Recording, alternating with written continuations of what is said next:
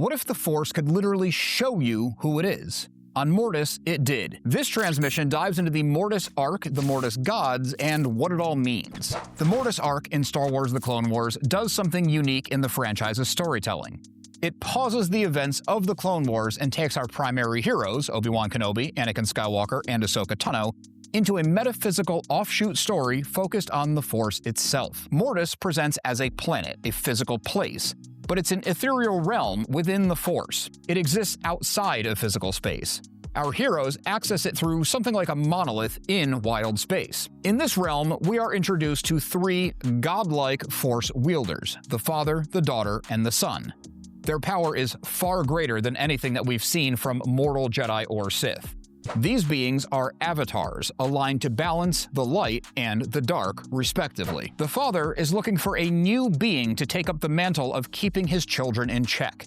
The idea of this arc isn't to add literal gods to a pantheon, but to dramatize core ideas about the Force.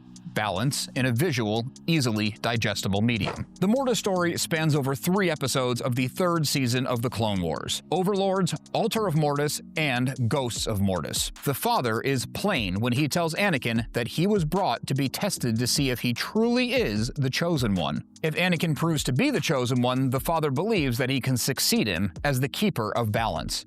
The Son, being a representation of the dark side, targets Anakin's fears and ambitions. The Daughter, representing the light, intervenes to protect life. By the 2nd episode, the Son manages to corrupt Ahsoka and has her wield the Dagger of Mortis, a god killer essentially, against the Father.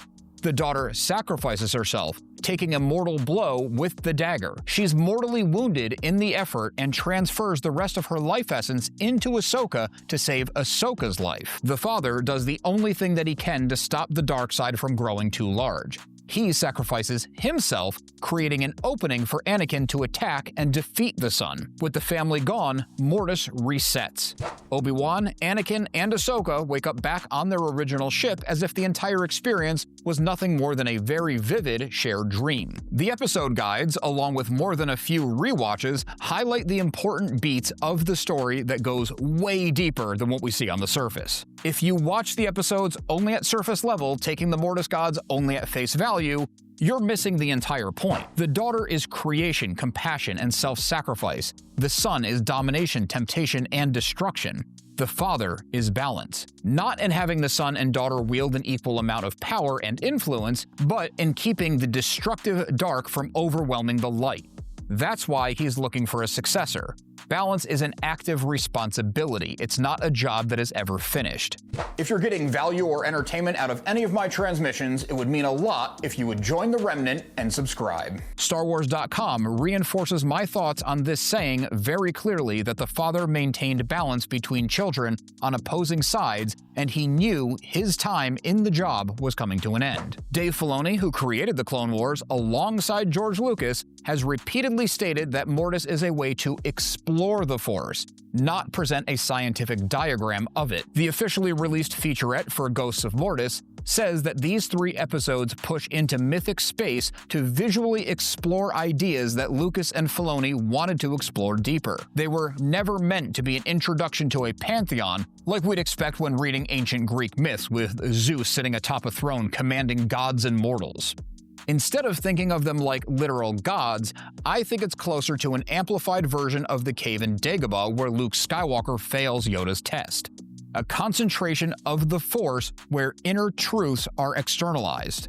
The Mortis Arc is a parable about temptation, choice, and destiny, told through these larger-than-life characters. That's why the arc can conclude without galactic ripples changing everything.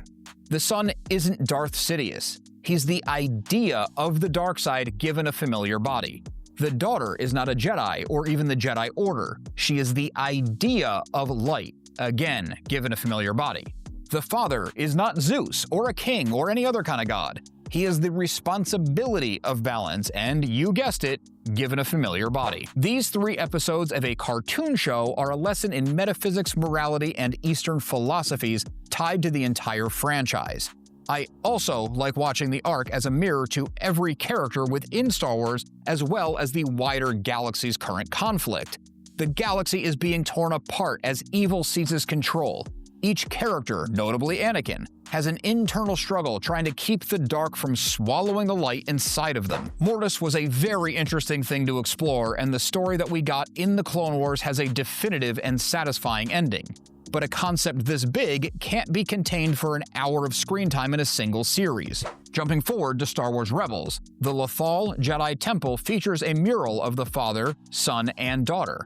Fitting the theme, this mural is also a gateway to the world between worlds, another space in the Force that exists outside of conventional time and space. Turning back to official episode guides, we get confirmation that Ezra accesses this portal through the Mortis iconography and pulls Ahsoka out of a duel with Vader that, more likely than not, would have and kind of did end in her death. My personal thoughts on this is that this would not have been possible if Ahsoka wasn't given the essence of the daughter so many years before. We get a through line for all of this more complex storytelling in Morai, the little owl-like convor that has a direct link to Ahsoka. StarWars.com Databank entry points out that Morai also has a mysterious connection to the daughter. The connection between the two is not a coincidence.